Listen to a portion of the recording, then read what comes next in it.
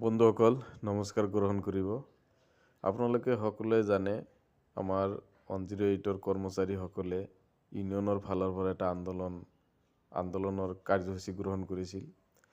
যিটো আন্দোলনৰ কাৰ্যসূচী গ্ৰহণ কৰাৰ পিছত মোটামুটি 5-6 দিনৰ ভিতৰত মোটামুটি 1100-1150 জন মানুহৰ টাৰ্মিনেশ্যন কৰিছিল।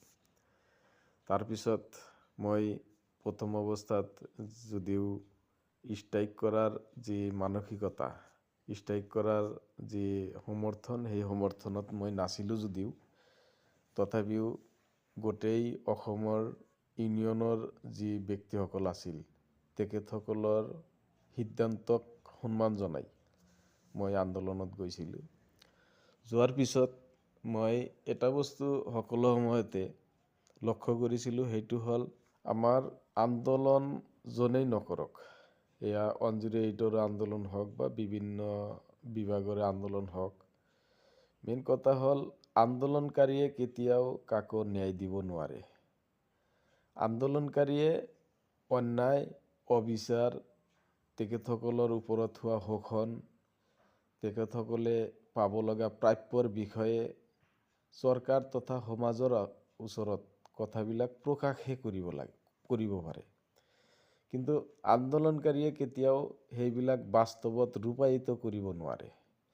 সেইবিলাক তেখেতসকলৰ সমস্যা সমাধান, তেখেতসকলৰ প্ৰতি কৰা অন্যায় অত্যাচাৰৰ বিৰুদ্ধে যি পদক্ষেপ গ্ৰহণ কৰিব লাগিব, সেইখন দেশৰ চৰকাৰ, সেইখন ৰাজ্যৰ চৰকাৰ বা সেইখন যি অঞ্চল, সেই অঞ্চলৰ সমাজ ব্যৱস্থাই। আজি আমি কোনেও সিমান ডাঙৰ মানুহ নহয় যে যিসকল ব্যক্তি আন্দোলন কৰি আছোঁ তেখেতসকলৰ চাকৰিটো গুচি গ'লে, তেখেতসকলৰ 2-3 মাহ দৰমহাটো বন্ধ থাকিলে তেখেতসকলে কেনেকৈ চলিব, সেয়া কিন্তু বেছিভাগ 108ৰ কৰ্মচাৰীসকলৰে অৱস্থা শোচনীয়। তেনে ক্ষেত্ৰত মই এজন সাহসী ব্যক্তি হ'লেও বিভিন্ন ধৰণৰ অসুবিধা, বিভিন্ন ধৰণৰ সংসাৰ চলোৱাৰ যি প্ৰতিচ্ছবি চকুৰ সন্মুখত বাঢ়ি উঠিছিল, তেখেতসকলৰ 2 দিন মূৰে মূৰে টাৰ্মিনেশ্যন কৰা আৰম্ভ কৰিছিল।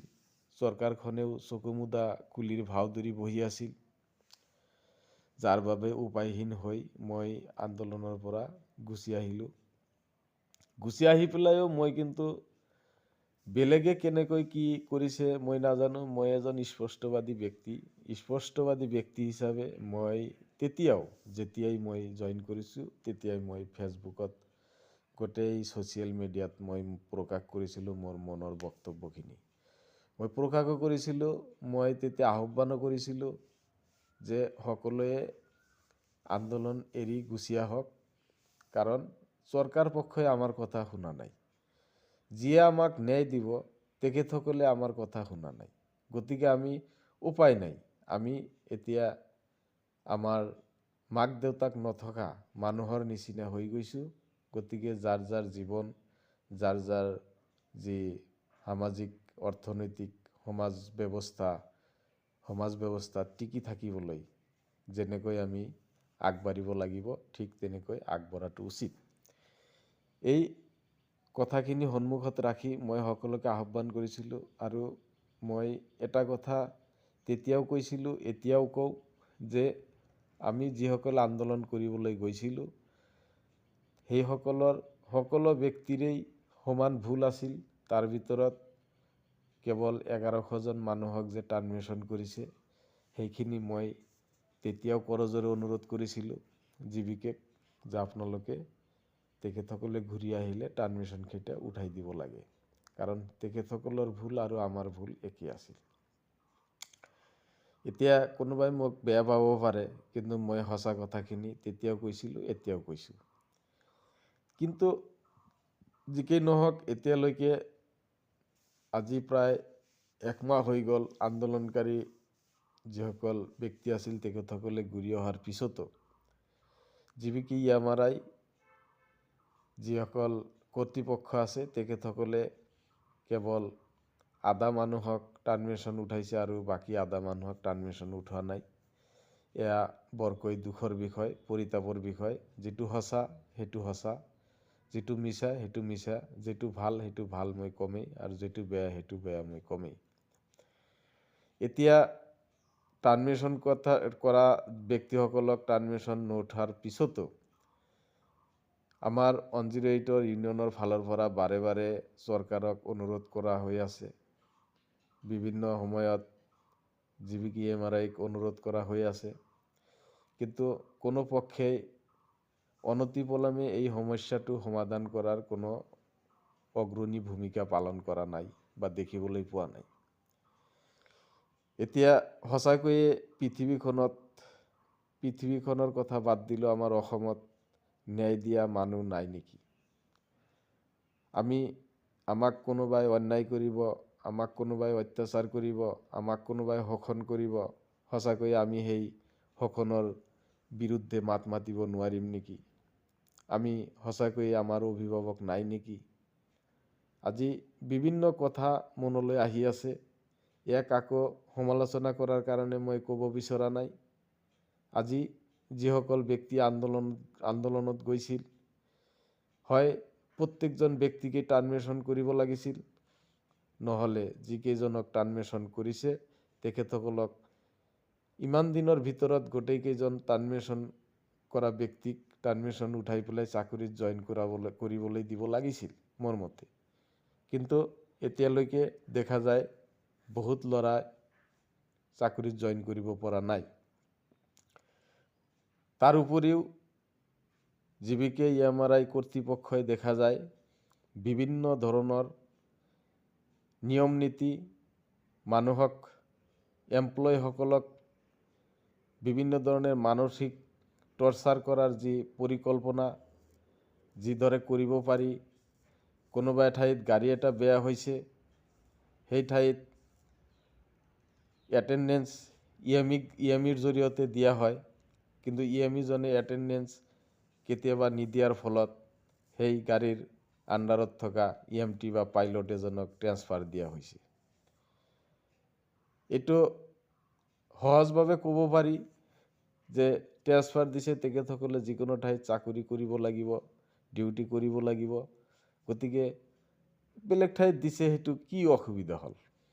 এয়া ক'বলৈ অতি সহজ, কিন্তু মই গোটেই অসমৰ সকলো ব্যক্তিক, যিসকল ব্যক্তিয়ে এই কথাবিলাক কোৱাতে কোনো অসুবিধা নাই বা হাঁহি মুখে কৈ দিয়ে যে যিকোনো ঠাইত ডিউটি কৰিলেতো কোনো অসুবিধা নাই, তেখেতসকলক অনুৰোধ কৰিছোঁ আপোনালোকে ঠিক এই ছাৰ্ভিচত 2 এদিন ডিউটি কৰি দেখাই দিয়ক যে এঠাইত এজন মানুহৰ যেতিয়া ডিউটি কৰাৰ মন মানসিকতা হৈ যায়। আজি বৰকৈ দুখৰ বিষয়, এই কিছুমান ঠাইত দেখা গৈছে কোনোবাই কেছ এটা হৈছে, কেতিয়াবা হয়তো হোৱা নাই, তেখেতসকলৰ নিৰ্দেশ ডেইলি 3টাকৈ কেছ কৰিব লাগিব। এতিয়া কেছটো যদি মানুহৰ বেমাৰ হয় তেতিয়াহ'লে সেই কেছটো হ'ব, যদি মানুহৰ বেমাৰ নহয় তেতিয়াহ'লে কেছটো কেনেকৈ হ'ব?